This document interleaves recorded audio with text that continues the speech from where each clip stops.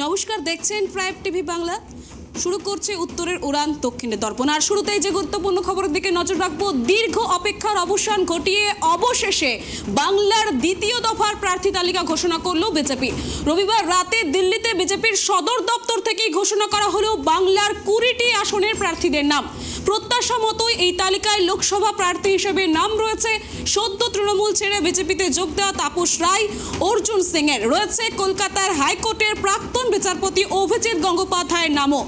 উত্তর কলকাতা থেকে তাপস রায়, দক্ষিণ কলকাতা থেকে দেবশ্রী চৌধুরী, দমদম থেকে শিলভদ্র দত্ত, ব্যারাকপুর থেকে অর্জুন সিং, বর্ধমান দুর্গাপুর থেকে দিলীপ ঘোষ, বর্ধমান পূর্ব থেকে অসীম সরকার, মেদিনীপুর আসন থেকে অগ্নিমিত্রা পাল, রায়গঞ্জ থেকে কার্তিক পাল, শ্রীরামপুর থেকে কবির শঙ্কর বোস, আরামবাগ থেকে প্রার্থী হয়েছেন অরূপকান্তি দিগার, তমলুক থেকে বিচারপতি অভিজিৎ গঙ্গোপাধ্যায়, বসিরহাট থেকে রেখা পাত্র, বারাসত থেকে স্বপন মজুমদার, কৃষ্ণনগর থেকে অমৃতা রায়, জলপাইগুড়ি থেকে দাঁড়াচ্ছেন জয়ন্ত রায়, দার্জিলিং থেকে লড়বেন রাজু বিস্তা, জঙ্গিপুর থেকে মাফুজা খাতুন, মথুরাপুর থেকে অশোক পুরকায়েত, উলুবেড়িয়া থেকে অরুণ উদয় পাল চৌধুরী, ঝাড়গ্রাম থেকে প্রণব টুডু।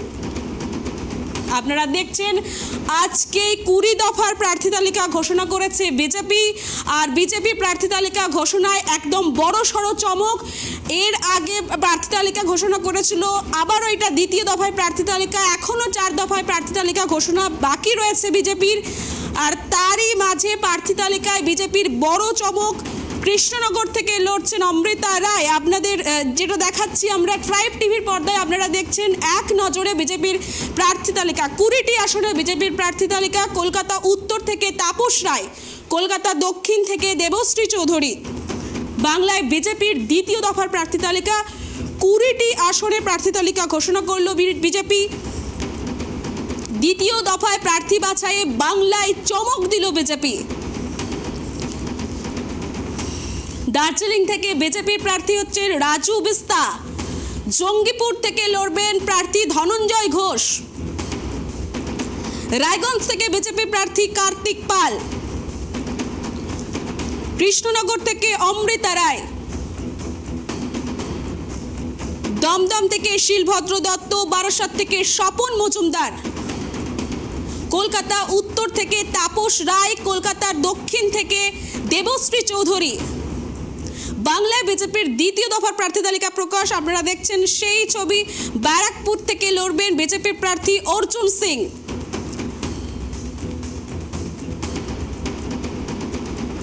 দ্বিতীয় দফার প্রার্থী বাছাইয়ে বাংলায় চমক দিল বিজেপি। 42 আসনের মধ্যে এখনো 4 আসনে প্রার্থী তালিকা ঘোষণা বাকি আছে। আজই বিজেপির 20 দফায় প্রার্থী তালিকা ঘোষণা। যেমনটা আপনাদের দেখাচ্ছি, রায়গঞ্জে বিজেপির প্রার্থী হয়েছেন কার্তিক পাল, কৃষ্ণনগরে অমৃতা রায়, দমদমে শিলভদ্র দত্ত, বারাসতে স্বপন মজুমদার।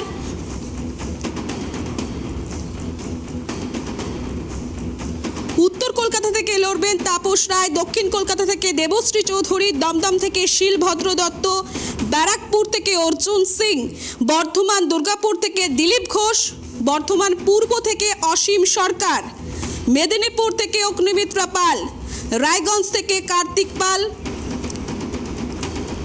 বাংলার লোকসভা আসনের প্রার্থী ঘোষণা বিজেপির। দমদম থেকে শিলভদ্র দত্ত, ব্যারাকপুর থেকে অর্জুন সিং।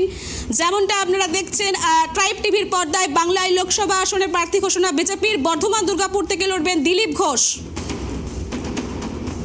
বর্ধমান পূর্ব থেকে অসীম সরকার।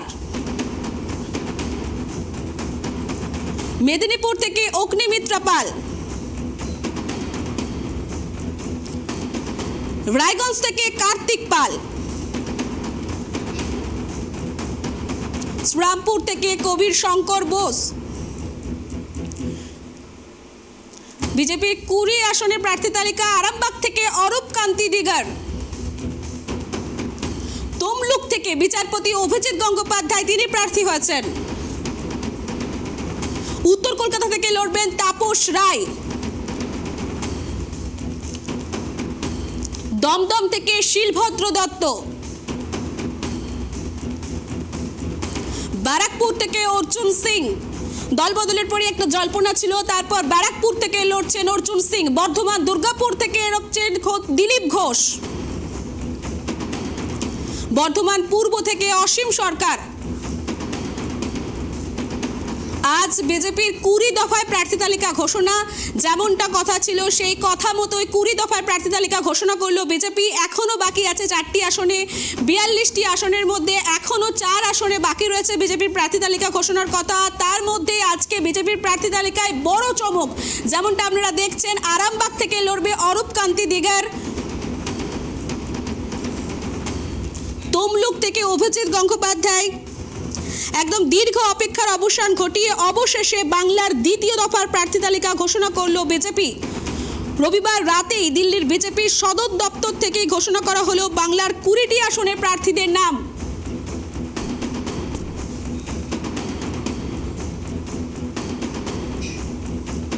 প্রত্যাশা মতো এই তালিকায় লোকসভা প্রার্থী হিসেবে নাম রয়েছে সদ্য তৃণমূল ছেড়ে বিজেপিতে যোগ দেওয়া তাপস রায় এবং অর্জুন সিং এর। যেমনটা আপনারা দেখছেন ট্রাইব টিভির পর্দায়, রয়েছে কলকাতা হাইকোর্টের প্রাক্তন বিচারপতি অভিজিৎ গঙ্গোপাধ্যায়ের নাম। এক নজরে দেখে নিন যারা যারা রয়েছে। উত্তর কলকাতা থেকে থাকছেন তাপস রায়, দক্ষিণ কলকাতা থেকে লড়ছেন দেবশ্রী চৌধুরী, দমদম থেকে শিলভদ্র দত্ত, ব্যারাকপুর থেকে অর্জুন সিং লড়ছেন, বর্ধমান দুর্গাপুর থেকে দিলীপ ঘোষ, বর্ধমান পূর্ব থেকে অসীম সরকার, মেদিনীপুর থেকে লড়ছেন অগ্নিমিত্রা পাল, রায়গঞ্জ থেকে লড়ছেন কার্তিক পাল, শ্রীরামপুর থেকে কবির শঙ্কর বোস, আরামবাগ থেকে লড়ছেন অরূপ কান্তি দিগার, তমলুক থেকে অভিজিৎ গঙ্গোপাধ্যায়, বসিরহাট থেকে রেখা পাত্র, বারাসত থেকে স্বপন মজুমদার, কৃষ্ণনগর থেকে অমৃতা রায়, জলপাইগুড়ি থেকে লড়ছেন জয়ন্ত রায়, দার্জিলিং থেকে থাকছে রাজু বিস্তা, জঙ্গিপুর থেকে মাফুজা খাতুন,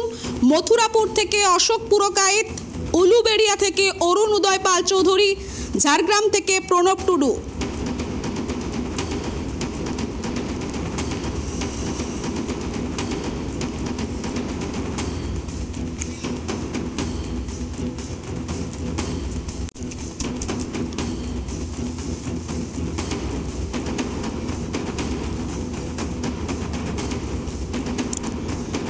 যেমনটা আপনারা দেখছেন, আজকে বিজেপির প্রার্থী তালিকা ঘোষণা, 20টি আসনে প্রার্থী তালিকা ঘোষণা করলো বিজেপি।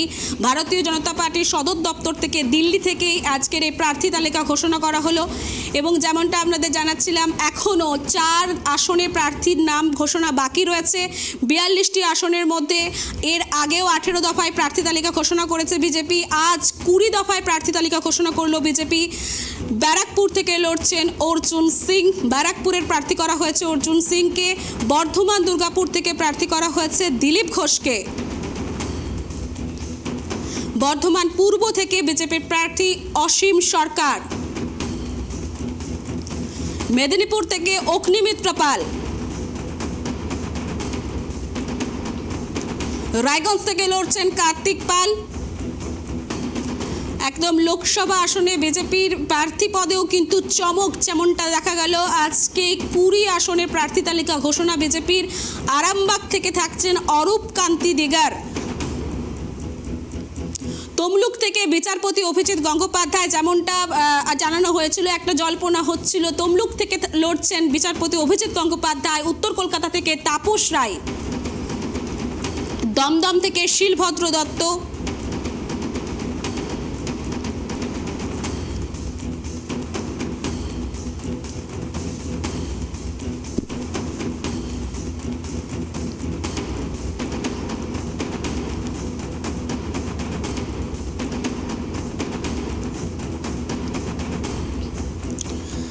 যেমনটা আপনারা দেখছেন, দীর্ঘ অপেক্ষার অবসান, একদম প্রার্থী তালিকা ঘোষণা করলো বিজেপি। রাত 9:30টার মধ্যেই প্রার্থী তালিকা ঘোষণা করেছে বিজেপি। রবিবার রাতেই দিল্লির বিজেপির সদর দপ্তর থেকে ঘোষণা করা হলো 20টি আসনে প্রার্থীর নাম। প্রত্যাশা মতো এই তালিকায় লোকসভার প্রার্থী হিসাবে নাম রয়েছে সদ্য তৃণমূল ছেড়ে বিজেপিতে যোগ দেওয়া তাপস রায়, অর্জুন সিং এর। যেমনটা কলকাতা হাইকোর্টের প্রাক্তন বিচারপতি অভিজিৎ গঙ্গোপাধ্যায়েরও নাম রয়েছে। উত্তর কলকাতা থেকে লড়ছেন তাপস রায়, দক্ষিণ কলকাতা থেকে দেবশ্রী চৌধুরী, দমদম থেকে শিলভদ্র দত্ত, ব্যারাকপুর থেকে অর্জুন সিং।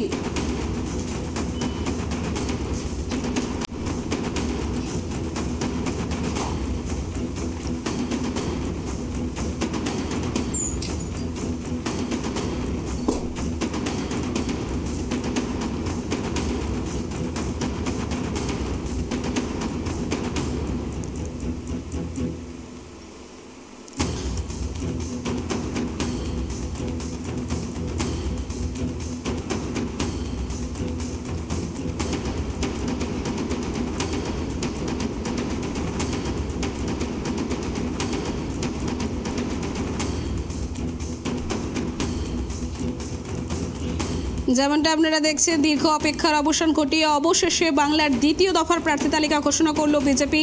রবিবার রাতে একদম প্রার্থী তালিকা ঘোষণা হয়ে গেল। যেমনটা কথা ছিল, বিজেপির প্রার্থী তালিকা ঘোষণা হওয়ার কথা, এবং প্রার্থী তালিকাতে একরকম চমকই দেখা যাচ্ছে।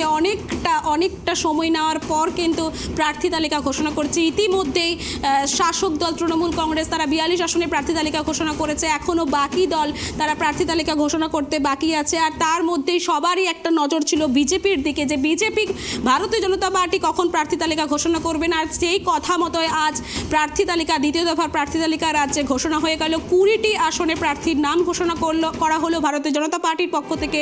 প্রত্যাশিতভাবে একদম দিল্লির সদর দপ্তর থেকে প্রার্থী তালিকার নাম ঘোষণা করা হলো।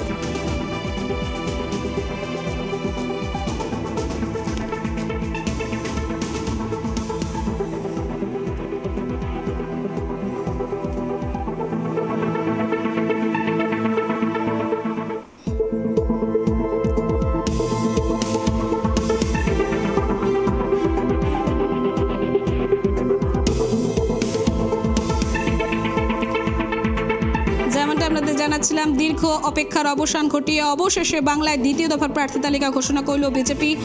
একদম রবিবার রাতেই দিল্লিতে বিজেপির সদর দপ্তর থেকে ঘোষণা হলো বাংলার 20টি আসনের প্রার্থীদের নাম। প্রত্যাশা মতোই তালিকায় লোকসভা প্রার্থীর হিসেবে নাম রয়েছে সদ্য তৃণমূল কংগ্রেস ছেড়ে যাওয়া বিজেপিতে যোগদানকারী তাপস রায়, অর্জুন সিং এর নাম রয়েছে কলকাতা হাইকোর্টের প্রাক্তন বিচারপতি অভিজিৎ গঙ্গোপাধ্যায়ের নাম।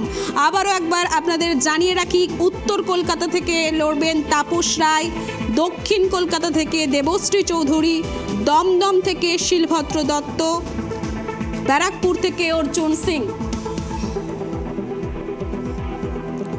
এই মুহূর্তে কলকাতা থেকে আমাদের প্রতিনিধি ত্রয়ন রয়েছে, বিস্তারিত জেনে নেব। ত্রয়ন, যেমনটা বলছিলাম যে দীর্ঘ অপেক্ষার অবসান ঘটিয়ে অবশেষে কিন্তু বাংলার দ্বিতীয় দফার প্রার্থী তালিকা ঘোষণা হয়ে গেছে। বিজেপি সদর দপ্তর থেকে 20টি আসনে প্রার্থী তালিকা ঘোষণা হয়েছে। ত্রয়ন, দেখো, এখনো পর্যন্ত তুমি যে নামগুলো বলে, তাপস রায় উত্তর কলকাতা থেকে তিনি প্রার্থী হতে চলেছেন। আরো যে নামটা এই মুহূর্তে গুরুত্বপূর্ণ, যে কলকাতা দক্ষিণ সেখান থেকে কিন্তু দেবশ্রী চৌধুরী তার নাম রয়েছে, এমনটাও কিন্তু এখনো পর্যন্ত চর্চার বিষয় রয়েছে। এবং তার পাশাপাশি একাধিক নাম, যে নামগুলো রয়েছে সেই নামগুলোর মধ্যে থেকেই বর্ধমান পূর্ব দিলীপ ঘোষ তিনি প্রার্থী হতে পারেন, প্রার্থী হচ্ছেন। এবং এই ধরনের একাধিক নাম বিভিন্ন ক্ষেত্রে এই পরিবর্তন হচ্ছে, এবং সেই জায়গা থেকেই কিন্তু বিজেপি নতুন ধরনের একটা তারা মনে করছে যে এই নামগুলো পরিবর্তন করলে সেখানে দাঁড়িয়ে তাদের প্রার্থী ভালো হবে, এবং সেই জায়গা থেকে কিন্তু এই ধরনের একটা সিদ্ধান্ত তারা নিয়েছে বলেই কিন্তু এখনো পর্যন্ত মনে করা হচ্ছে। যেমনটা জানা যাচ্ছে যে অনেকটা পরিবর্তন হয়েছে, যেমন রায়গঞ্জের দিকে তাকালে যেমন হয় এখানকার এমপিকে দেওয়া হচ্ছে দেবশ্রীকে অন্য জায়গায়, অর্জুন সিং যিনি এই সবে দলবদল করেছেন তাকেও কিন্তু ব্যারাকপুরে দেওয়া হয়েছে, যিনি যেমনটা বলা হচ্ছিল যে ব্যারাকপুর থেকেই লড়বেন, ভূমিপুত্রের দাবি তোলা হচ্ছিল। তো এই বিষয়ে কি বলবে? দেখো, অর্জুন সিং তিনি বাহুবলী একজন মানুষ, এবং সেখানে দাঁড়িয়ে তিনি লড়াই করেছিলেন, এবং সেখানে দাঁড়িয়ে তৃণমূলের তরফ থেকে কোনো রকম সাহায্য না পাওয়ার পরে তিনি আবার বিজেপিতে যোগদান করেন, এবং সেই জায়গা থেকে ব্যারাকপুর থেকে এই মুহূর্তে দাঁড়িয়ে তিনি প্রার্থী হচ্ছেন। দমদম শিলভদ্র দত্ত তিনি প্রার্থী হচ্ছেন। ফলে খুব স্বাভাবিকভাবে, খুব মেপে ঝুপে এই ধরনের কিন্তু সিদ্ধান্ত নিচ্ছে বলে বিজেপি নেতৃত্ব মনে করা হচ্ছে। এবং আরো একাধিক ক্ষেত্রে আরো বেশ কিছু নাম রয়েছে, যে নামগুলোকে এখনো পর্যন্ত কিন্তু ঘোষণা করা হতে পারে বলে এখনো পর্যন্ত মনে করা হচ্ছে। এবং তুমি জানো যে বিভিন্ন ক্ষেত্রে জঙ্গিপুর সেখানে দাঁড়িয়ে কিন্তু নাম রয়েছে, এবং দার্জিলিং সেখানে নাম দাঁড়িয়ে কিন্তু রাজু বিস্তার তাকেই আবার প্রার্থী করা হচ্ছে। জলপাইগুড়ি সেখানে দাঁড়িয়ে কিন্তু জয়ন্ত রায় তাকেই আবার প্রার্থী করা হচ্ছে বলে আমরা এখনো পর্যন্ত জানতে পারছি। এবং কৃষ্ণনগর সেই আসনটায় কিন্তু অত্যন্ত গুরুত্বপূর্ণ অমৃতা রায় তাকে প্রার্থী করা হচ্ছে বলে আমরা জানতে পারছি। এবং অর্জুন সিং, তুমি যে নামটা বলছিলে, অর্জুন সিং ব্যারাকপুর থেকে প্রার্থী হচ্ছে। শিলভদ্র দত্ত তিনি দমদম থেকে প্রার্থী হচ্ছেন। বারাসাত স্বপন মজুমদার তিনি প্রার্থী হতে চলেছেন।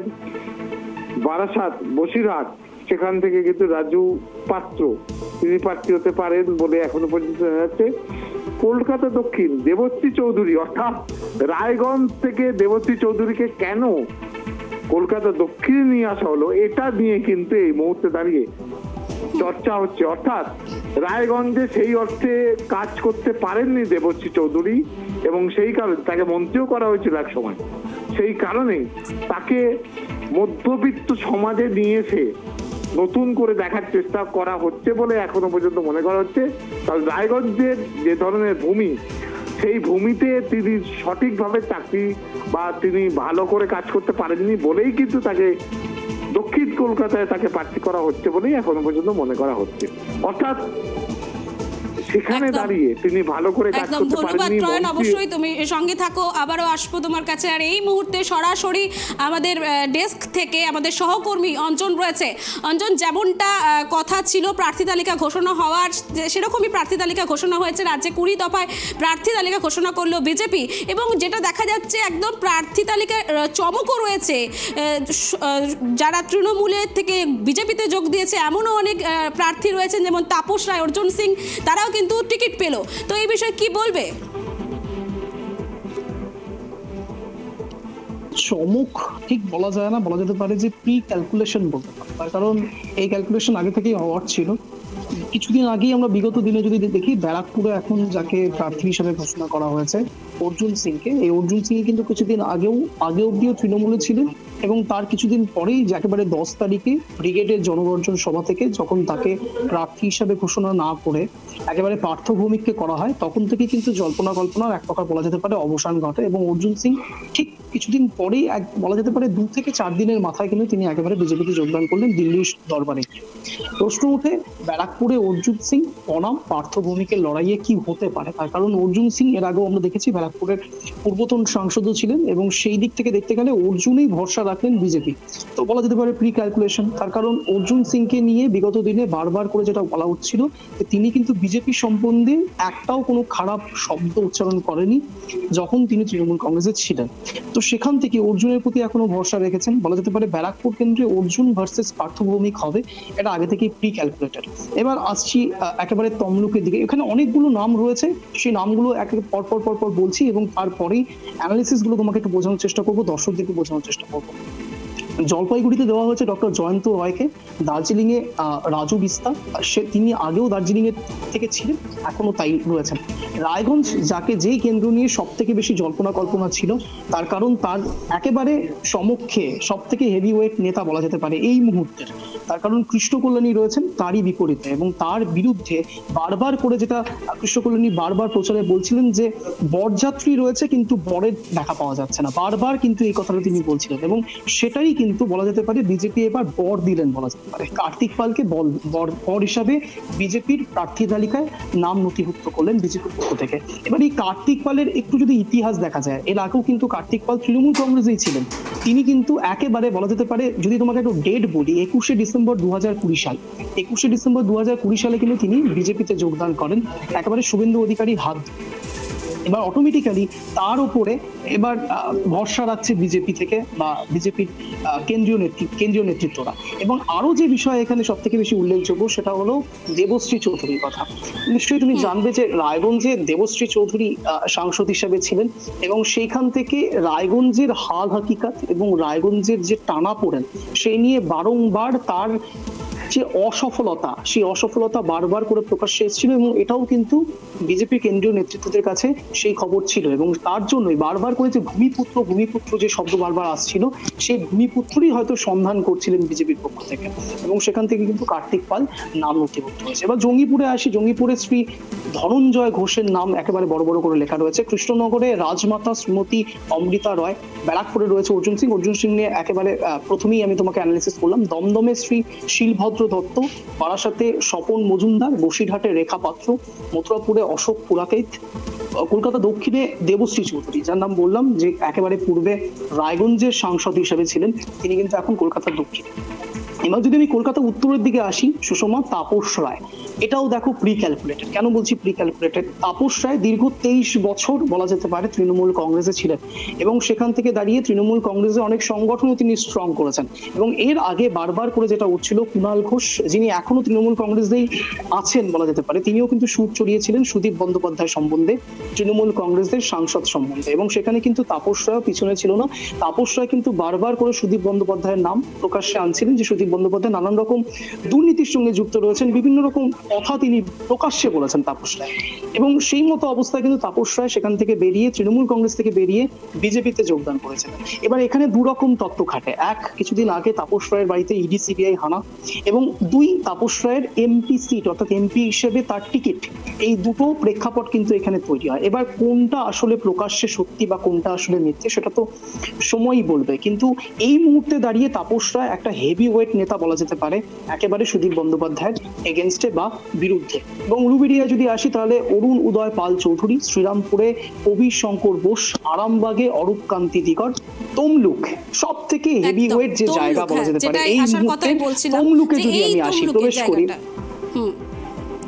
একেবারেই যেটা বলছি সুষমা, যে তমলুক এই জায়গাটা কিন্তু হেভি ওয়েট। কেন বারবার করে বলছি? শুধুমাত্র নেতারা হেভি ওয়েট এমন নয়, প্লেসও অত্যন্ত ইম্পর্টেন্ট। তমলুক একেবারে বলা যেতে পারে কাথি, তমলুক, এই দুটো জায়গা কিন্তু শুভেন্দু অধিকারীর গড় বলা যেতে পারে, অধিকারী পরিবারের গড়। এবং সেই জায়গাতে কিন্তু অভিজিৎ গঙ্গোপাধ্যায়ের নেপথ্যে কিন্তু কাজ করবে শুভেন্দু অধিকারী, যা বলা হতে পারে বিরোধী দলনেতা হিসেবে যিনি কাজ করেন এই রাজ্যে।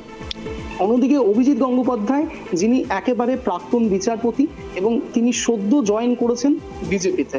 এবং সব থেকে বড় যে বিষয়টা কেন্দ্রীভূত ছিল এই জায়গাতে, যে অভিজিৎ গঙ্গোপাধ্যায় সত্যি কি তমলুকে দাঁড়াবেন? অঞ্জন, তোমার কাছে আসবো আমরা। এই মুহূর্তে বসিরহাটে তৃণমূল প্রার্থী রেখা, তিনি কি প্রতিক্রিয়া দিয়েছেন আমরা একবার দেখে নেব। রেখা পাত্র।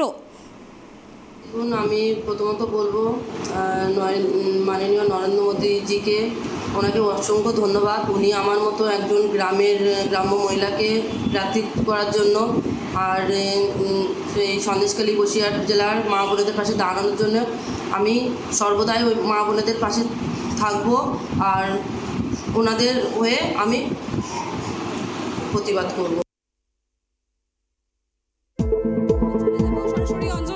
অঞ্জন, যেমনটা আলোচনা হচ্ছিল, তমলুক নিয়ে আমরা কথা বলছিলাম যে কোথাও গিয়ে হাড্ডাহাড্ডি লড়াই তমলুকে, কারণ একটা জল্পনা ছিল ওই বিচারপতি অভিজিৎ গঙ্গোপাধ্যায় সেখান থেকে দাঁড়াতে পারেন, অপোজিটে তৃণমূলে রয়েছে দেবাংশু। বিস্তারিত জানাও। একেবারে যেটা বলছিলাম তোমাকে, যে এই মুহূর্তে তমলুক এই জায়গাটা কিন্তু অত্যন্ত সেন্সিটিভ জায়গা। তার কারণ কোনো মতেই বিজেপি কিন্তু তমলুককে নিয়ে এক প্রকার একচুল জায়গা ছাড়তে চাইবে না। তার কারণ যদি কোনো কারণে তমলুক বা কাথি এই দুটো জায়গা যদি বিজেপির থেকে হাত থেকে বেরিয়ে যায়, তাহলে কিন্তু শুভেন্দু অধিকারীর জন্য বিশেষ একটা থ্রেট হতে পারে। কারণ এই শুভেন্দু অধিকারীকে কেন্দ্র করেই কিন্তু কাথি এবং তমলুকে ভরসা পাচ্ছে বিজেপি, এবং যার জন্য জাস্টিস অভিজিৎ গঙ্গোপাধ্যায়, তাকেও কিন্তু বিজেপিতে নথিভুক্ত করবার পরে একেবারে তাকে সাংসদ হিসাবে, সাংসদ প্রার্থী তালিকার নাম তাকে রাখা হয়েছে বিজেপির পক্ষ থেকে। এবার সব থেকে বড় যে প্রশ্ন উঠবে, অভিজিৎ গঙ্গোপাধ্যায় বনাম দেবাংশু বনাম সায়ন, তার কারণ এই তিনজন বলা যেতে পারে বিচারপতি, আইনজীবী এবং তার সঙ্গে সাধারণ একজন মানুষ, এই তিনজনের মধ্যে যে লড়াইটা হবে সেটা সব থেকে দেখার মতো। তার কারণ দেবাংশুর একটি নির্দিষ্ট ফ্যান বেস রয়েছে বলা যেতে পারে, তার কারণ সোশ্যাল মিডিয়াতে তার যে করিশ্মা সেটা অনেক জায়গাতেই প্রকাশ্যে এসছে, এবং তার জন্য একেবারে তার বিপরীতে বলা যেতে পারে অভিজিৎ গঙ্গোপাধ্যায়, যে কিনা একেবারে সদ্য বলা যেতে পারে জনপ্রিয় একজন মানুষ হয়ে উঠেছিলেন। বিভিন্ন রকম দুর্নীতি প্রসঙ্গে তার যে রায়, একের পর এক রায়, তিনি কিন্তু জনপ্রিয় হয়ে উঠেছিলেন। এই জায়গাতে দাঁড়িয়ে অন্যদিকে যদি সায়নের ক্ষেত্রে দেখা যায়, তাহলে তিনিও কিন্তু যথেষ্ট জনপ্রিয় বলা যেতে পারে। তমলুকে একটা হেভি ওয়েট যেমন নেতারা আসতে পারে প্রকাশ্যে, ঠিক একই রকম ভাবে তৃণমূল, বিজেপি এবং সিপিআইএম তিনজনেই কিন্তু একটা ভালো ফাইট হবে তাদের মধ্যে, সেটা বলাই যাচ্ছে। মেদিনীপুরে যদি আসি তাহলে অগ্নিমিত্রা পল, বর্ধমান পূর্বে অসীম কুমার সরকার এবং বর্ধমান দুর্গাপুরে দিলীপ ঘোষ। দিলীপ ঘোষের কথা প্রসঙ্গে যদি আসি, তাহলে একসময় তাকে সরিয়ে দিয়ে রাজ্য সভাপতি পদে কিন্তু বিজেপি রাজ্য সভাপতি পদে কিন্তু বসানো হয়েছিল সুকান্ত মজুমদারকে। সেইখান থেকে দিলীপ ঘোষ যে এবার সাংসদ হিসেবে তার নাম আসবে, এটা একেবারে বলাই যেতে পারে এটা আগে থেকে প্রি ক্যালকুলেটেড। তাই জন্যই তোমাকে যেটা একদম প্রথমেই শুরু করে বলেছিলাম, চমক নয়, প্রি ক্যালকুলেটেড বলতে পারো সুষমা। একদম। একদম অবশ্যই যেমনটা আমাদের প্রতিনিধি আমাদের জানালেন যে কোথাও গিয়ে পূর্ব পরিকল্পিত ছিল এবং সেই জন্যই দেরি হচ্ছিল। যাই হোক, আমাদের যেমনটা প্রতিনিধি জানালেন বিজেপির প্রার্থী তালিকা ঘোষণা হয়ে গেছে, 20 দফায় প্রার্থী তালিকা ঘোষণা হয়ে গেছে, এখন প্রতিক্রিয়া রয়েছে। অঞ্জন, তোমাকে আপাতত ধন্যবাদ, অবশ্যই আমাদের সেই দিকে নজর থাকবে। যেমনটা আপনাদের জানাচ্ছিলাম, বিজেপির কথা মতোই প্রার্থী তালিকা ঘোষণা হয়ে গেছে এবং আমাদের সহকর্মী আমাদের সাথে ডেস্ক রুম থেকে রয়েছে, আবারও আমরা সরাসরি তার সাথে যোগাযোগ করার চেষ্টা করব। অঞ্জন, যেমনটা কথা হচ্ছিল বিরতির আগে, যেমন দিলীপ ঘোষ ও মেদিনীপুর লোকসভা কেন্দ্র নিয়ে যেমনটা তুমি বলছিলে যে কোথাও গিয়ে দিলীপ ঘোষকেও আবার সেখানে নিয়ে আসা হলো, জোর একটা টক্কর কিন্তু রয়েছে বলা যেতে পারে। অঞ্জন, একেবারে সুষমা, যেটা বলবো যে দিলীপ ঘোষ এবং দেবশ্রী চৌধুরী এই দুজনের কিন্তু জায়গা পরিবর্তন হয়েছে, কিন্তু তাদেরকে কিন্তু সাংসদ পদ থেকে সরিয়ে দেওয়ার যে মানসিকতা বা বিজেপির প্রার্থী তালিকা থেকে সরিয়ে দেওয়ার যে মানসিকতা, সেটা কিন্তু বিজেপি দেখায়নি। বলা যেতে পারে প্রার্থীর ওপর ভরসা রেখেছে কিন্তু জায়গার ওপর না। জায়গা থেকে সরিয়ে দিয়ে তাদেরকে বিভিন্ন জায়গাতে বসানো হয়েছে এবং প্রার্থী হিসেবে তাদের নাম ঘোষণা করা হয়েছে। দেখো, মূলত 3টে জায়গা অত্যন্ত ইম্পর্টেন্ট ছিল, সেটা হচ্ছে তমলুক এবং রায়গঞ্জ এই মুহূর্তে। তার কারণ রায়গঞ্জে বারবার করে যেটা বলছি যে কৃষ্ণ কল্যাণী একজন হেভিওয়েট, এই মুহূর্তে হেভিওয়েট একজন নেতা, এবং সেখানে বারবার করে কৃষ্ণ কল্যাণী বিজেপিকে কটাক্ষ করছিলেন, তার কারণ তার প্রচার শুরু হয়ে গিয়েছিল। 10 মার্চ 2024 সাল একেবারে ব্রিগেডের জনগর্জন সভা থেকে বারবার করে বিভিন্ন রকম প্রার্থীর নাম ঘোষণা হয়েছে তৃণমূল কংগ্রেসের পক্ষ থেকে, এবং মমতা বন্দ্যোপাধ্যায় যা বলেছিলেন সেই কথা কিন্তু তিনি রেখেছিলেন যে 42টি জায়গাতেই কিন্তু তারা প্রার্থীর নাম ঘোষণা করবেন, এবং সেটা কিন্তু তারা করেছিলেন। অন্যদিকে কেন্দ্র সরকারের পক্ষ থেকে, একেবারে বিজেপির পক্ষ থেকে বলা যেতে পারে, এই মুহূর্তে বলা ভালো বিজেপির পক্ষ থেকে 42টি বলা যেতে পারে 35টি আসনের কথা বারবার করে বলছিল বিজেপি, এবং সেখানে 35টি আসনের লক্ষ্য মাত্রা নিয়ে তারা এগোচ্ছেন। সেখানে এখনো পর্যন্ত 4টি জায়গায় কিন্তু এখনো বাতিল রয়েছে, এখনো পর্যন্ত কোনো নাম ঘোষণা হয়। এর আগে পূর্বে 20টি জায়গার নাম ঘোষণা হয়েছিল, 20টি জায়গার বিভিন্ন প্রার্থীর নাম ঘোষণা হয়েছিল, এবং এই মুহূর্তে 18টি জায়গার নাম ঘোষণা হয়েছে, এবং বাকি 4টে এখনো কিন্তু বাকি রয়েছে। এবার সবচেয়ে বড় যে প্রশ্ন উঠছে, ওই 4টি জায়গার নাম কেন এখনো ঘোষণা করা হচ্ছে না? তার কারণ এখনো পর্যন্ত লোকসভা নির্বাচনে যদি বলা যায়, আজ 24 তারিখ, হাতে আর মাত্র বলতে পারো 18 থেকে 19 দিন মাত্রা মোটামুটি বাকি রয়েছে, 18 থেকে 19 দিনের মতো। 19শে এপ্রিল থেকে শুরু হয়ে যাচ্ছে ভোট, এবং সেই জায়গাতে দাঁড়িয়ে এখনো পর্যন্ত বিজেপির পক্ষ থেকে খুব বুঝে শুনে তাদের স্টেপগুলো ফেলছে। এর আগেও তুমি হয়তো দেখে থাকবে ইন্ডিয়া টুডেতে একেবারে স্বরাষ্ট্রমন্ত্রী অমিত শাহ যে ইন্টারভিউ দিয়েছিলেন, সেই ইন্টারভিউতে কিন্তু তিনি বারবার একটা কথা বলেছেন বলা যেতে পারে, যে বিভিন্ন জায়গায় যে প্রার্থীর নাম ঘোষণা হবে সেই নাম ঘোষণা নিয়ে কিন্তু তারা আগে থেকে বিভিন্ন রকম ভাবে জট ডাউন করছেন, তারা ভাবছেন। একদম যেমনটা এরকম ইয়েও আসছে যে আর কিছুদিনের মধ্যে নির্বাচন কিন্তু ঘোষণা হয়ে গেছে, নমিনেশন ফাইলও শুরু হয়ে গেছে, তার মধ্যে এখনও কিন্তু রাজ্যের একাধিক প্রার্থী তালিকা ঘোষণা বাকি আছে। তো কোথাও গিয়ে একটা চাপ রয়েছে যে প্রার্থী তালিকা এখনও বিজেপিও যেমন চার পদে এখনও প্রার্থী তালিকা ঘোষণা করতে পারেনি। তো এই বিষয়টাকে কিভাবে দেখছো বা কি হতে পারে বলে মনে হচ্ছে অঞ্চল? চাপের থেকেও বড় কথা যেটা বারবার করে তোমাকে বোঝানোর চেষ্টা করছি, যে বাংলা, বিশেষ করে পশ্চিমবঙ্গ, তুমি যদি একটু বিজেপির বাকি জায়গাগুলো যদি দেখো, বিজেপির যদি একটু রণকৌশলটা খেয়াল করো বা তাদের জায়গাগুলো যদি একটু মানে ভাগ করে দেখো, তাহলে তুমি বুঝতে পারবে যে বিজেপির কিন্তু উত্তর এবং পশ্চিম এবং পূর্বের দিকেও কিছুটা পরিমাণে তার আধিপত্য রয়েছে, কিন্তু দক্ষিণে একেবারে আধিপত্য নেই বললেই চলে, কেরালার দিক। এবার সেখানে দাঁড়িয়ে একেবারে যদি পশ্চিম, পূর্ব, উত্তর দেখা যায়, তাহলে সেখান থেকে পশ্চিমবঙ্গে তাদের কিন্তু একটা বেস তৈরি করার তারা চেষ্টা করছে। অন্যদিকে যদি তুমি ওড়িশার দিকে একটু তাকাও, ওড়িশাতে তুমি দেখবে বিজেপির সঙ্গে কিন্তু এক প্রকার বলা যেতে পারে তারা জোটবদ্ধ হবে, গাঠবন্ধন তৈরি করার চেষ্টা করবে। বিহারের দিকে যদি তুমি একটু তাকাও, তাহলে তুমি খেয়াল করে দেখবে যে এনডিএ সরকার সেখানে তৈরি হয়েছে, এবং এনডিএ সরকারের দিকে দেখলে পরে নীতিশ কুমার তিনি কিন্তু জয়েন করেছেন বিজেপিতে, অর্থাৎ এনডিএ সরকারকে বারবার করে তারা মজবুত করার চেষ্টা করছে। অন্যদিকে একা লড়াই লড়ছে পশ্চিমবঙ্গে, সেই ক্ষেত্রে তারা অনেক ভেবে চিনতে প্রত্যেকটা স্টেপ ফেলছে, এটা বলাই বাহুল্য। সুষমা, অঞ্জন, অবশ্যই তুমি আমাদের সঙ্গে থাকো। এই মুহূর্তে তাপস রায় সংবাদ মাধ্যমের সামনে কি প্রতিক্রিয়া দিয়েছেন একবার দেখে নেব। আমি খুবই খুশি, আমি আনন্দিত ভারতীয় জনতা পার্টির প্রতি, তাদের কেন্দ্রীয় নেতৃত্বের প্রতি, রাজ্য নেতৃত্বের প্রতি আমি কৃতজ্ঞতা জানাই। ভারতীয় জনতা পার্টি পরিবারের প্রতি যে তারা আমাকে কলকাতা উত্তরের মতন একটি গুরুত্বপূর্ণ কেন্দ্রের জন্য আমাকে মনোনীত করেছেন। তারা যে আমার উপর যে আস্থা এবং ভরসা রেখেছেন, আমি কোনো ত্রুটি করব না তাদের সেই আস্থা এবং ভরসার মর্যাদা রাখতে। দীর্ঘদিনের এমপি তিনি কী করেছেন কি করেননি, মানুষ কতটা পেয়েছে, কর্মীরা কতটা পেয়েছে, সেগুলো নিয়েই তো আমি যাব মানুষের কাছে বক্তব্য রাখতে। সেগুলোই তো ওনার সমস্ত নেগেটিভ দিক, নেতিবাচক দিক।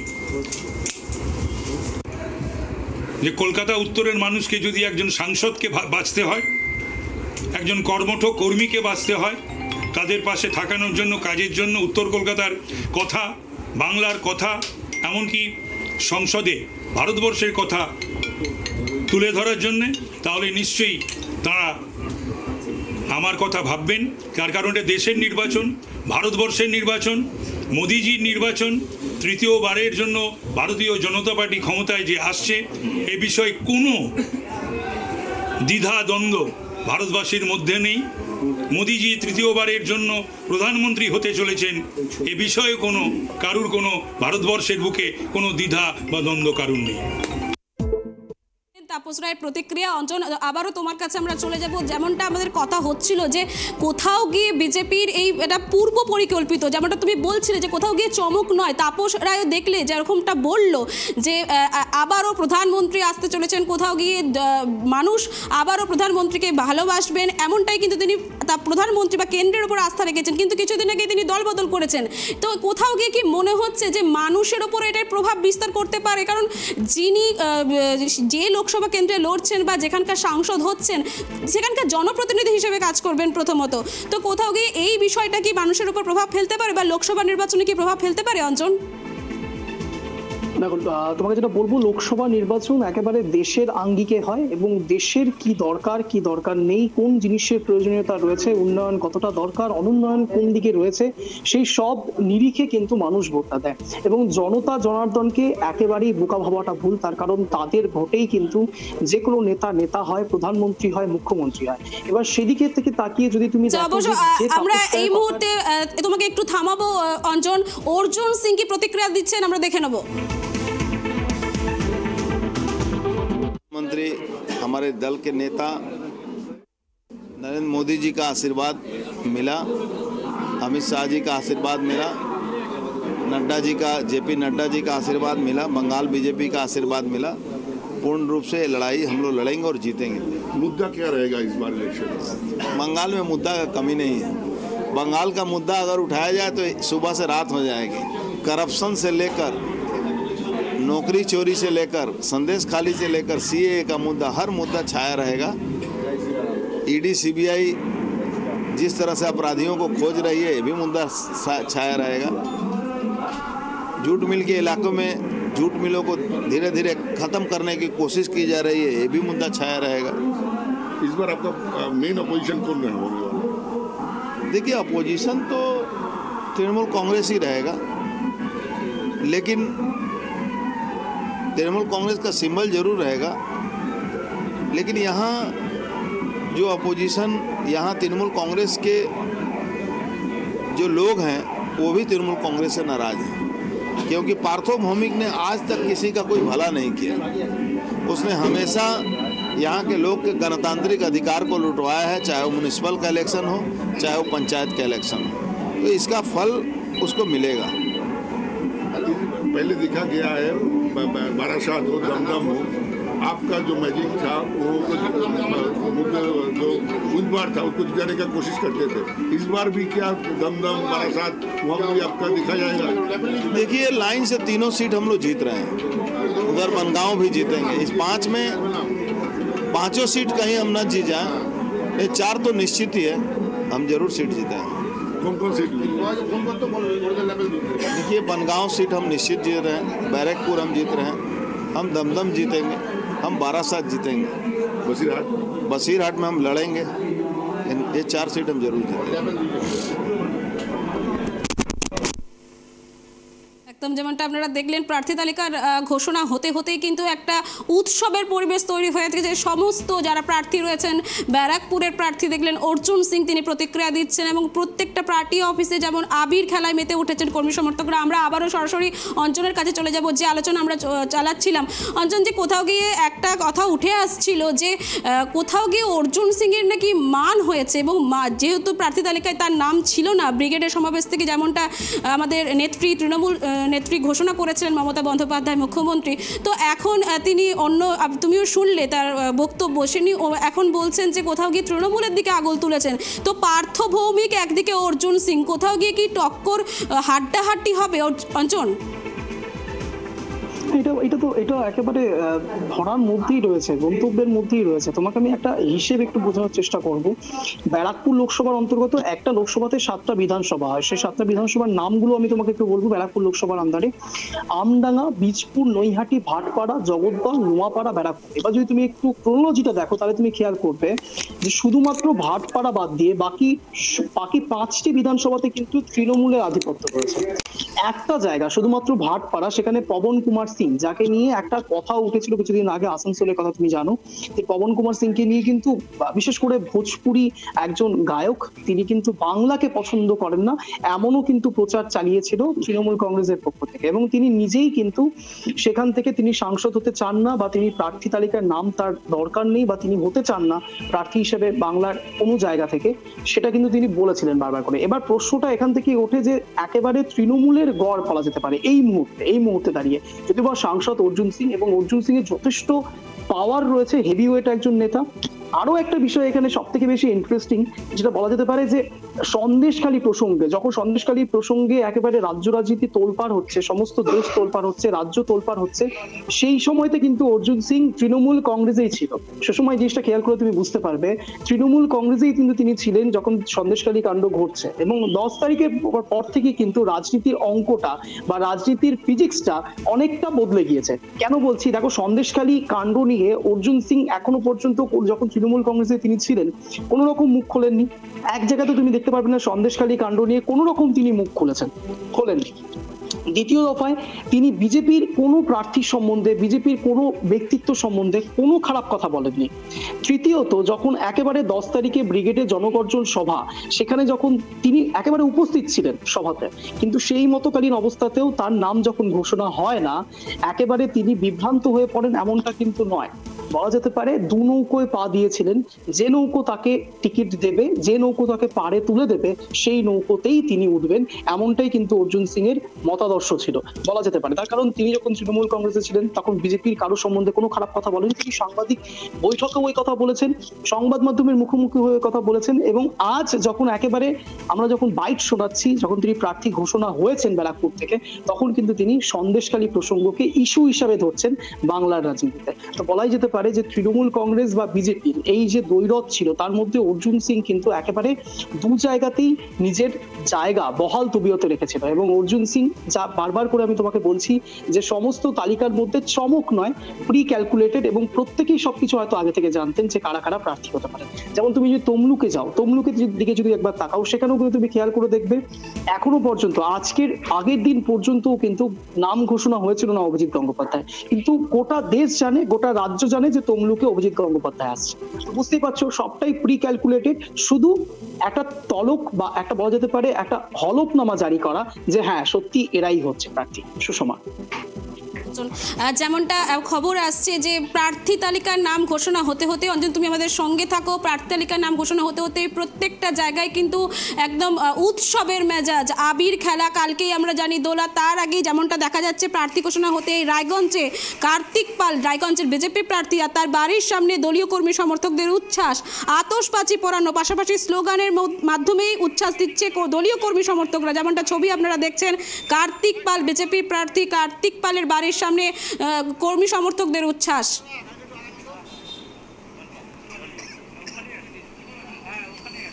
প্রার্থী তালিকা বিজেপির 20 দফায় প্রার্থী তালিকা ঘোষণা, আর প্রার্থী তালিকার নাম ঘোষণা হতে হতেই কিন্তু প্রত্যেকটা জায়গার সাথে সাথে রায়গঞ্জের যদি ছবিটা আমরা দেখি, রায়গঞ্জের বিজেপি প্রার্থী তার কার্তিক পালের নাম ঘোষণা হয়েছে। প্রথম থেকে একটা জল্পনা ছিল যে রায়গঞ্জের বিজেপি প্রার্থী কে হবেন, কলকাতা দক্ষিণে দেবশ্রীকে দেওয়া হয়েছে এবং তারপরে প্রার্থী তালিকায় নাম ঘোষণা হয়েছে কার্তিক পাল, এবং কার্তিক পালের নাম ঘোষণা হতে হতেই কিন্তু সেখানে দলীয় কর্মী সমর্থকদের ভিড় জমিয়েছে। যেমনটা আপনারা যে ছবি দেখছেন, আতশবাজি পুড়িয়ে একদম স্লোগানদের কর্মী সমর্থকদের উচ্ছ্বাস কিন্তু চোখে পড়ছে। আচ্ছা, এই মুহূর্তে আমরা আমাদের প্রতিনিধি বিক্রমকে পেয়ে গেছি। বিক্রম এই মুহূর্তে সেখানে রয়েছেন, বিজেপি প্রার্থী কার্তিক পালের বাড়ির সামনে থেকে রয়েছেন। বিক্রম কি আপডেট আছে, কি হচ্ছে সেখানে একটু বিস্তারিত জানাও বিক্রম। কিন্তু কালীগঞ্জবাসী উল্লাসের মেতে উঠেছে। বাড়ির সামনে কিন্তু বোম ফাটানো হচ্ছে এবং মিষ্টি খাওয়ানো হচ্ছে এবং ফুলের তোড়া দিয়ে সবাই সম্বোধনা করছে। ইতিমধ্যেই কার্তিক পাল কালিয়াগঞ্জ ছেড়ে কিন্তু রায়গঞ্জে এসেছে। রায়গঞ্জ যে জেলা পার্টি অফিস আছে বিজেপি, সেখানে এসেছে এবং সেখানেও কিন্তু উল্লাসে মেতে উঠেছে। এবং কার্তিক পালের যেটা বক্তব্য যে তিনি 100% আশাবাদী তিনি জিতবেন, যেহেতু তিনি কালিয়াগঞ্জ পৌরসভার কিন্তু চেয়ারম্যান ছিলেন 2016 সালের নির্বাচনে তৃণমূল কংগ্রেসের থেকে, এবং তৃণমূল কংগ্রেসের থেকে কিন্তু 2021 সালে তিনি বিজেপিতে জয়েন করে। এবং যেটা কার্তিক পাল জানাচ্ছেন যে তিনি কালিয়াগঞ্জ পৌরসভায় থাকাকালীন, চেয়ারম্যান থাকাকালীন প্রচুর উন্নয়ন করেছেন কালিয়াগঞ্জবাসীর জন্য, মডেল শহর কালিয়াগঞ্জবাসীকে উপহার দিয়েছেন। সেই প্রচার নিয়ে এবং সেই যে কাজ নিয়ে কিন্তু তিনি এবার ভোট প্রচারে নামবে, কেননা রায়গঞ্জে লোকসভা কেন্দ্রে প্রচুর এখনো কাজ বাকি রয়েছে, সেই কাজ এখনো হয়নি। সেই কাজগুলি করবেন এবং কি কি কাজ রয়েছেন তিনি এখনো পর্যন্ত স্পষ্ট জানাচ্ছেন না। তিনি বলছেন প্রচুর কাজ রয়েছে, সেই কাজগুলি নিয়েই করবেন। এবং একটা কথা, যে বিজেপির যে ভূমিপুত্রের একটা দাবি ছিল, যে দীর্ঘদিন ধরে আন্দোলন চলছিল বিজেপির মধ্যে, যে ভূমিপুত্র প্রার্থী চাই, সেই ভূমিপুত্র প্রার্থী কিন্তু বিজেপি দিয়ে দিলেন। এবং বিজেপির মধ্যে ইতিমধ্যেই খুশি ছড়িয়ে পড়েছে এবং কালিয়াগঞ্জবাসীর মধ্যেও কিন্তু প্রচুর উল্লাস শুরু হয়ে গেছে। সুষমা, একদম ধন্যবাদ বিক্রম। যেমনটা আমাদের প্রতিনিধি আমাদের জানালেন, একদম বিজেপি প্রার্থী তালিকা ঘোষণার পরে কার্তিক পাল যেখানে একটা ভূমিপুত্রের দাবি ছিল, সেখানে বিজেপি সেই কথা মাথায় রেখেই কিন্তু ভূমিপুত্রের দাবি পূরণ করেছে। এবং তৃণমূল সুপ্রিমো মমতা বন্দ্যোপাধ্যায় তিনিও কিন্তু ভূমিপুত্রের দাবি রেখেই কৃষ্ণ কল্যাণীকে প্রার্থী করেছেন। তো অঞ্জন, আবার তোমার কাছে আমরা সরাসরি চলে যাব, যে যেমনটা আমাদের প্রতিনিধি জানালে, তুমি দেখলে যে ভূমিপুত্রের দাবি কিন্তু বিজেপিও রেখেছে, তৃণমূলও রেখেছে। তো কোথাও গিয়ে রায়গঞ্জ লোকসভা কেন্দ্র যেটা বলছে যে অনেক কাজ কিন্তু বাকি রয়েছে, সেই কাজ কিন্তু এখনো হয়নি। তো এই বিষয়ে কি বলবে অঞ্জন? দেখো, তো রায়গঞ্জ লোকসভার যদি আমি কথা বলি, তাহলে তুমি দেখবে এখানে ডাইভার্স একটা ব্যাপার রয়েছে। এখানে যদি তুমি দেখো, এর আগের যদি তুমি ইতিহাস দেখো, তাহলে তুমি খেয়াল করবে এখানে কিন্তু তৃণমূল কংগ্রেসের গড় একেবারেই নয়, এটা একেবারে বলা যেতে পারে কংগ্রেসের গড় ছিল। এবং সেখান থেকে দাঁড়িয়ে বিজেপি আধিপত্য স্থাপন করেছিল। দেবশ্রী চৌধুরীর হাত ধরেই কিন্তু হাতে খড়ি বলা যেতে পারে বিজেপির রায়গঞ্জ লোকসভা কেন্দ্র। এবং সেখান থেকে বিজেপির গড় এখনো তৈরি না হলেও বিজেপির দিকে কিন্তু হাওয়া অনেকটাই যেতে পারে রায়গঞ্জে, এবং এখানে হাড্ডাহাড্ডি একটা লড়াই তৈরি হতে পারে। মূলত যদি তৃণমূল কংগ্রেসের পক্ষ থেকে অন্য কাউকে প্রার্থী ঘোষণা করা হতো, তাহলে হয়তো এতটা টাফ কিছু হতো না রাজনৈতিক মহলের ব্যাখ্যা অনুসারে। কিন্তু যেহেতু কৃষ্ণ কল্যাণীর নাম সামনে রয়েছে, সেই ক্ষেত্রে রায়গঞ্জে এক হাড্ডাহাড্ডি লড়াই হতে পারে, এটা একেবারে বলা বাহুল্য। তার কারণ তুমি অপরপক্ষে যদি দেখো ভিক্টরকে, তিনিও কিন্তু বেশ বাঘা নেতা বলা যেতে পারে। এবং সব থেকে বড় যে প্রশ্ন, তিনিও একসময় তৃণমূল কংগ্রেসে ছিলেন, সেখান থেকে কংগ্রেসে এসছেন, একেবারে কংগ্রেসের হেভিওয়েট নেতা বলা যেতে পারে। যদি বা বাম কংগ্রেস সমর্থিত ভিক্টর এখানে লড়াই করছে। এবং ভিক্টরের ক্ষেত্রে তুমি যদি একটু রাজনৈতিক বিষয়গুলোকে অ্যানালিসিস করো, তাহলে তুমি খেয়াল করবে এখানে কতটা টাফ ভোট হতে পারে, ভোটের স্ট্রাকচার হতে পারে। তার কারণ মাইনরিটি ভোট যে বিষয়টা রয়েছে, দেখো সবটাই পলিটিক্স এর ক্ষেত্রে, রাজনীতির ক্ষেত্রে অঙ্কের থেকেও বড় যে বিষয়গুলো থাকে, সেটা হচ্ছে এখানে প্রেডিকশনে কিন্তু কোনো জায়গা নেই, সবটাই অঙ্ক, সবটাই কিন্তু আগে থেকে ক্যালকুলেটেড হতে পারে বা অনেকটাই ক্যালকুলেশন অনেক সময় মিলে যেতে পারে। এই ক্ষেত্রে ভিক্টর কিন্তু অনেকটাই মাইনরিটি ভোট কাটতে পারে। এবং বিজেপির ক্ষেত্রে যেটা বারবার করে বলা হয়, সাম্প্রদায়িক দল, ধর্মের ভিত্তিতে তারা রাজনীতি করে, এই কথাটা বারবার করে বলা হয় রাজনৈতিক মহলে, এই গুঞ্জন বারবার প্রকাশ্যে এসছে। কিন্তু বিজেপি কিন্তু সেখান থেকে বারবার তারা বলেছে যে তারা একেবারেই সাম্প্রদায়িক দল তারা নয়। একেবারে প্রকাশ্যে সিএ নিয়ে যখন একেবারে লাগু হয়ে যায় গোটা দেশে, তখনও কিন্তু ইসলাম ধর্ম বা মুসলমানদের নিয়ে কোনো রকম কোনো কথা হয়নি। সেই বিষয়েও কিন্তু সমস্ত রাজনৈতিক মহল বা বলা যেতে পারে বিরোধী দলনেতারা বারবার এই কথা বলছিলেন। সেইখানে দাঁড়িয়েও তারা বারবার করে একটা কথাই বলছেন, তারা সাম্প্রদায়িক দল একেবারেই নয়।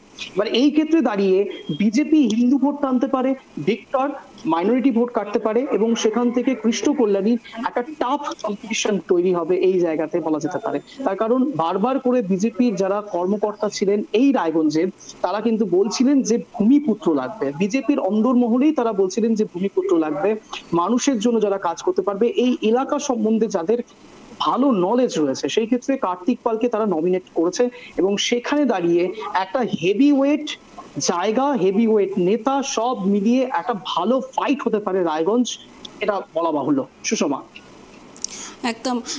আমরা যদি এরপর জেলা ছেড়ে একটু কলকাতার দিকে যাই, অঞ্চল কলকাতা উত্তর, কলকাতা দক্ষিণ, কোথাও গিয়ে শহরতলিতে কলকাতাতে মানে রাজ্যের রাজধানী, সেখানে কীরকম হতে পারে ভোট বা নির্বাচন? বিজেপি, তৃণমূল, সিপিএম প্রায় অনেকেই তারা কিছু কিছু প্রার্থী তালিকা ঘোষণা করে দিয়েছে, তো ওই দিকটা যদি আমরা একটু আলোচনা করি অঞ্চল। একেবারে তুমি যদি কলকাতা দক্ষিণের দিকে তাকাও তাহলে তুমি কিন্তু সেখানে মালা রায়কে দেখতে পারবে, এবং মালা রায়ের বিপরীতে বলা যেতে পারে দেবশ্রী চৌধুরী, এবং মালা রায়ের যথেষ্ট আধিপত্য রয়েছে কলকাতা দক্ষিণে। সেই জায়গাতে দাঁড়িয়ে দেবশ্রী চৌধুরীর জন্য একটা টাফ ফাইট হবে, এটা বলা যেতে পারে। কিন্তু কলকাতা উত্তর নিয়ে আমি আগেও বলেছি, সুদীপ বন্দ্যোপাধ্যায়কে নিয়ে বারবার প্রকাশ্যে কথা বলেছেন তাপস রায়, স্বয়ং কুণাল ঘোষ তিনিও এই বিষয়ে সরব হয়েছেন, এবং সেখান থেকে দাঁড়িয়ে দুটো পদ থেকে তিনি সরে যেতে চেয়েছিলেন এই সুদীপ বন্দ্যোপাধ্যায়কে কেন্দ্র করে। এবং সুদীপ বন্দ্যোপাধ্যায় সাংসদ হিসেবে তিনি বিজেপির হয়ে কাজ করেন, এই কথাও কিন্তু তৃণমূলের অন্দরে কুণাল ঘোষ সদর বলেছে, স্বয়ং বলেছিলেন, এবং তাপস রায় বলেছিলেন। আবার এই তাপস রায় তৃণমূল কংগ্রেস ছেড়ে বিজেপিতে যোগদান করেছে। তো বলা যেতে পারে একটা জায়গাতে কলকাতা উত্তরে, বিশেষ করে কলকাতা উত্তরে বিজেপির সঙ্গে তৃণমূলের ফাইট কিন্তু চরম পর্যায়ে যাবে। তার কারণ এবার একেবারে মুখোমুখি হবে সুদীপ বন্দ্যোপাধ্যায় বনাম তাপস রায়। তাপস রায় তার 1 ইঞ্চি জায়গা ছেড়ে দিতে রাজি নয়, তিনি কিন্তু বিধায়ক ছিলেন এক সময়, এবং সেখানে তাপস রায়ের যথেষ্ট বেস রয়েছে কলকাতা উত্তরে। এখন দেখার এটাই যে কলকাতা উত্তরে কতটা টাফ ফাইট হয়, কিন্তু এটা বলা যেতে পারে যে কলকাতা উত্তরে বিজেপি এক শক্ত ঘাঁটি তৈরি করতে পারে, এমনটাই কিন্তু মনে করা হচ্ছে রাজনৈতিক মহলে। সুষমা, আচ্ছা, আরেকবার আমি অঞ্চল তোমাকে জিজ্ঞেস করব, যেটা আমাদের আলোচনা হচ্ছিল দিলীপ ঘোষকে নিয়ে, দিলীপ ঘোষের লোকসভা কেন্দ্র নিয়ে, এই বিষয়ে যদি আরেকটু দর্শকদের বিস্তারিত জানাও। একেবারেই দিলীপ ঘোষ কিন্তু একেবারে কীর্তি আজাদের বিপরীতে দাঁড়িয়ে রয়েছে। কীর্তি আজাদ ওরফে বকুল যাকে বলা হয়, তো সেই জায়গাতে দাঁড়িয়ে দিলীপ ঘোষের সঙ্গে একটা টাফ ফাইট হতে পারে এমনটাই বলা হচ্ছে রাজনৈতিক মহলে। কিন্তু দিলীপ ঘোষ যে সাংসদ হিসাবে পরবর্তীতে আসতে পারেন এটা কিন্তু রাজনৈতিক মহলে আগে থেকে গুঞ্জন ছিল। তার কারণ দিলীপ ঘোষ, তোমাকে যেটা আগেও বলেছি যে তাকে বিজেপি রাজ্য সভাপতি পদ থেকে সরিয়ে দেওয়া হয়, সুকান্ত মজুমদারকে আনা হয়। সেই ক্ষেত্রে দিলীপ ঘোষকে আগে থেকেই প্রার্থী হিসেবে নাম তার ঘোষণা হতে পারে, এটা গুঞ্জন ছিল। কিন্তু এবার প্রশ্ন উঠবে যে এই দিলীপ ঘোষ কে, তাকে জানতে হবে খুব ভালো করে। তার কারণ এর আগে যদি তুমি দেখো বিজেপি তৃণমূল কংগ্রেসের একেবারে বিপরীতে কিন্তু প্রথমেই বিজেপি চলে আসেনি, প্রথমেই কিন্তু বিরোধী দল হিসেবে বিজেপির নাম আসেনি। 2011 সালের পর থেকে যদি তুমি একটু ইতিহাসটা দেখো তাহলে খেয়াল করে দেখবে প্রথম 5 বছরে সিপিআইএম কে কিন্তু বিরোধী দল হিসেবে ধরা হতো। কিন্তু প্রশ্ন উঠেছিল যখন একেবারে দিলীপ ঘোষের কথা। দিলীপ ঘোষ এক প্রকার বিজেপির একেবারে গ্রাউন্ড লেভেলের সংগঠনকে মজবুত করে ধীরে ধীরে তুলেছিল, এবং সেই জায়গাতে দাঁড়িয়ে দিলীপ ঘোষের কাজ নিয়ে বিজেপির অন্দরমহলে হাজারো গুঞ্জন থাকলেও কেন্দ্রীয় নেতৃত্ব যে দিলীপ ঘোষের ওপর আস্থা হারায়নি, সেটা তার তার নাম তালিকাতে, প্রার্থী তালিকায় তার নাম দেখে একেবারে প্রকাশ্যে বলা যেতে পারে। সুষমা, একদম ধন্যবাদ অঞ্চল। যেমনটা আমাদের সহকর্মী আমাদের জানালেন, কোথাও গিয়ে কিন্তু একটা টাফ ফাইট দেখা যাচ্ছে লোকসভা নির্বাচনে, আর এই বিজেপির প্রার্থী তালিকার ঘোষণা হওয়ার পর থেকে কিন্তু এই গুঞ্জন কিন্তু ছড়িয়েছে। গুঞ্জন বলা ভুল হবে, একদম সত্যি করে যে কোথাও গিয়ে কিন্তু লোকসভা নির্বাচন কিন্তু হাড্ডাহাড্ডি হবে এ রাজ্যে। একদম দীর্ঘ অপেক্ষার অবসান ছিল, একদম দীর্ঘ অপেক্ষার অবসান ঘটিয়েই বিজেপি প্রার্থী তালিকা ঘোষণা করে দিল। আজকে 20 দফার প্রার্থী তালিকা ঘোষণা আপনাদের সামনে আরও একবার এক নজরে রাখা হবে। প্রার্থী তালিকার উত্তর কলকাতা থেকে তাপস রায়, দক্ষিণ কলকাতা থেকে লড়বেন দেবশ্রী চৌধুরী, দমদম থেকে শিলভদ্র দত্ত, মেদিনীপুর থেকে অগ্নিমিত্রা পাল, রায়গঞ্জ থেকে কার্তিক পাল, শ্রীরামপুর থেকে কবির শঙ্কর বোস, যেমনটা আপনারা দেখছেন প্রাইম টিভির পর্দায়। আরামবাগ থেকে লড়বেন অরূপ কান্তি দিগার,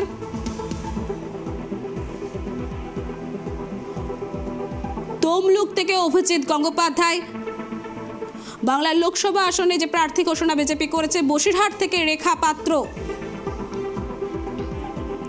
বারাসাত থেকে শিলভদ্র দত্ত, কৃষ্ণনগর থেকে অমৃতা রায়,